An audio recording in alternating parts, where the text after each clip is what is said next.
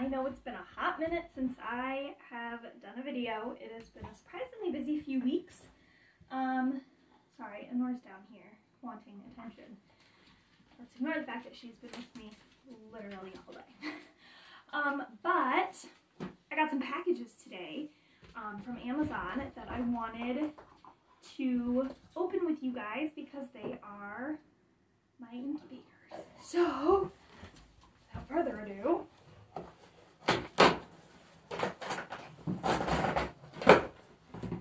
alright, so this first box is the Magic Fly Egg Incubator. I got 2 of them because so they do about 9 to 12 eggs each, depending on the size. And those are chicken eggs. So duck eggs can be a little bit bigger. So with that in mind, sorry, I opted for 2 of them because I imagine that they will do 9 eggs or less. I wanted to be prepared for that. And with, I'm sorry, all my craft followers out here, I'm using my sewing scissors for this. I know, awful, right? Anyway, so I expect that these will be 9 or less, as far as the amount of eggs that I can do with them. And then this way, I can have the Ancanas in one and the Muscovies in another. The reason that this is nice is that the Muscovies take a little bit longer to incubate. I don't know how much of a different temperature they need as far as the incubation goes. Yeah, he's down here. But this way I don't have to risk having others hatch. Well, I have 2 options. This is part of the reason I wanted to, especially with the Muscovies having a longer incubation period. I can either have a hatching incubator and an incubating incubator. And then when they get within a few days of incubating, I would move them to the hatching incubator. The reason that this is nice is because when they hatch, they can obviously release bacteria and things like that that can get inside the other eggs that are still incubating. You don't want that. So I have one of 2 options. I can have an incubating incubator, and then within a few days of hatching, it gives a move to the hatching incubator. And then I can worry less about that issue. The other option would be I have an Ancana incubator and a Muscovy incubator.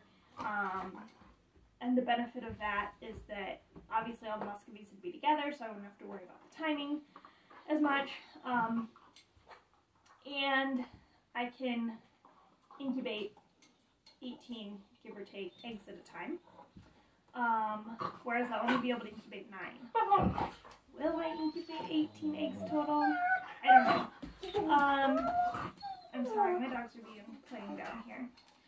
I don't really know how many eggs I'm going to hatch. I would like to keep 2, I think I decided 3 Ancanas and like 1 or 2 Muscovies.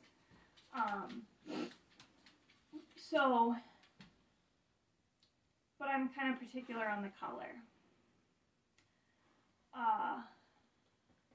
At least with the Muscovies, less so the Ancanas, because I don't have much coloration options for them right now, because I've got black hens and gray drake. Because I'm not obviously hatching Helenas. So with the Muscovies, I'm kind of particular on the color, which means I need to take into consideration the likelihood of getting the color, and that will change how many eggs I hatch from each girl. And also if they brood or not. If some of them go broody, I would like to let them brood. I feel bad taking away their motherhood when they're like clearly instinctually wanting to be. So we'll see, I guess, is the answer to that one. I don't know. But ideally with, for instance, Matilda, if she's able to hatch this year, I would like to hatch, I would probably hatch like 4 maybe of hers, if I remember my percentage percentages correctly because I would like a female lilac from her. Anyway, I'm going to give the percentages that the rough percentages that I have for Tori all made up and see how that goes. Okay, so I have this manual thing. Sorry, that sounds very official. I know what I'm talking about. So yeah, I'll be able to put this together. It's got 2 grids. This is the bottom, this here is the bottom grid, this is the top grid. It's got an LED display, which is nice. It's got, here's the power cord. Let me just throw things around, that's nice. Yeah, so I guess I'm going to have to do some reading on how to, oh, these are the egg trays. And this, okay, so these black things here, these are the egg trays. So that I can move the dividers however I need to for the size of egg that I have. Exciting. Okay, so that's my new incubator, guys. So I have 2 of them, which is super exciting. I'm going to try not to break anything, because that is my strong suit, is breaking things. Oh, if you guys want to see the top, here's the top of it. So it's got a, it's an auto egg turner, which is nice. Usually you want to turn them about 3 times a day. This one auto turns, so I don't have to worry about that. And it's got a digital reader, so I can set it to the temperature that I want. And then I would assume that this is the top. No, this is the bottom. I would put water in the bottom of this to help keep it humid in there. So looks like there's a hole in there for me to pour the water into.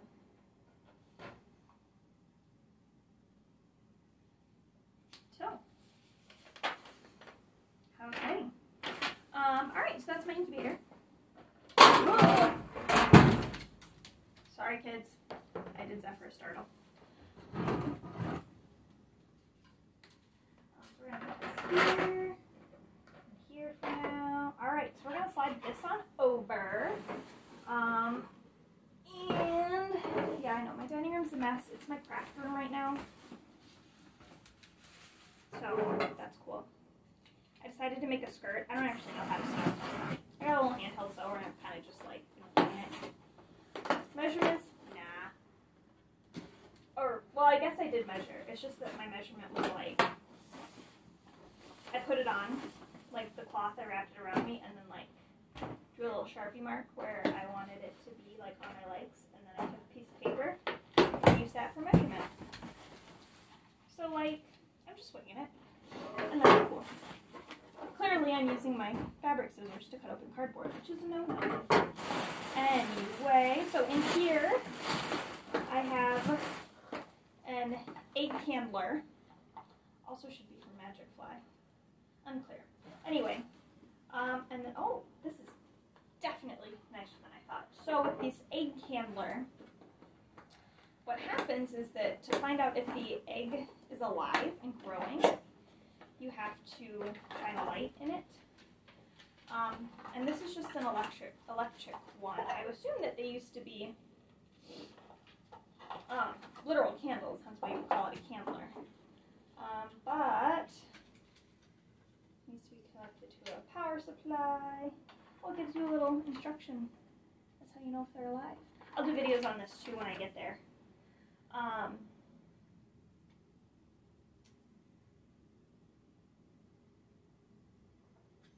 Yeah. So this little lighty light has to be connected to a power supply.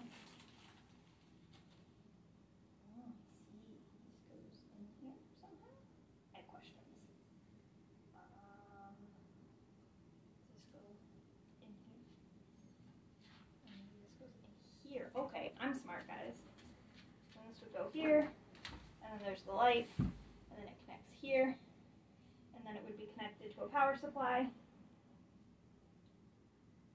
and you would turn it on. There you go, camera. Awesome. How exciting. And And then, so a lot of the reviews on this one said that I didn't need this. This is a,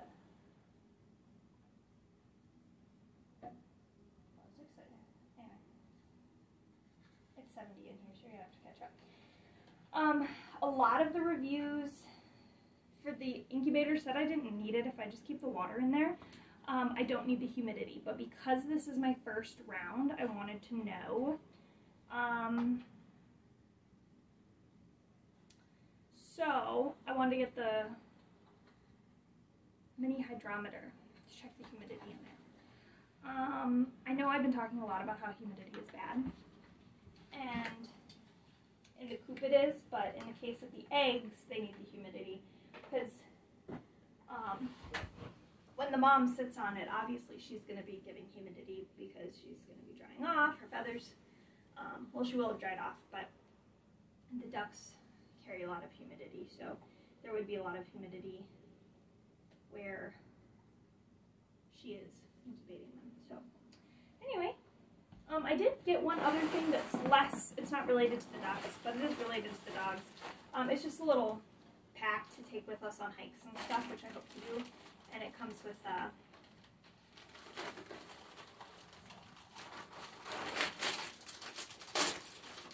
fold-out water bowl. So that was the other thing. It's not related to the ducks. I just, you know, it's fingers crossed going to be hiking season soon, and we might be talking about getting another puppy. We want eventually 4 dogs, so, and the whole puppy raising stage is so much fun, but it's a lot, and so I kind of would rather get through it sooner rather than later and have 4 grown dogs. Plus, we're looking at getting a female, and it'll be easier to introduce a Nor to another female when they're both puppies, or young at least. So, yeah, this would allow us to take the puppy with us, because we could carry the puppy in here until their shot's finished, and they could be safe to go hiking and on walks. But these two love walks, so I don't want to stop them. So we'll just take that and be able to carry the puppy with us. And then they have a water bowl. So that was the other thing we got. Anyway, that is the video for today. Oh, I guess I could do you guys a quick update on Brunhilde. You know, good news and bad news. She's standing, she's preening, she's eating, she's drinking, all good news. Bad news, one of her legs is blackening and shriveling up, so I expect she will lose a leg.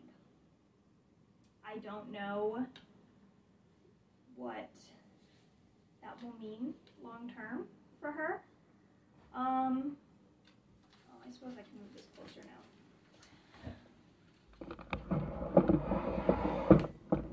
There, now you guys might be able to hear me better. I don't know what that's going to mean for her long term. I've heard plenty of ducks losing a foot and being just fine. But this is quite a bit up her leg. Not the whole leg, but definitely the bottom chunk. So I don't know. We're playing it by ear, obviously, and doing what we can.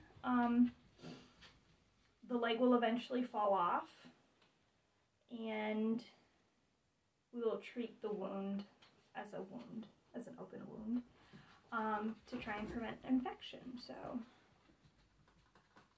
yeah, I'm doing research to see the possibility if there's things that we should be doing to try and prevent infection, because obviously I don't want her to get an internal infection because I don't want her to die.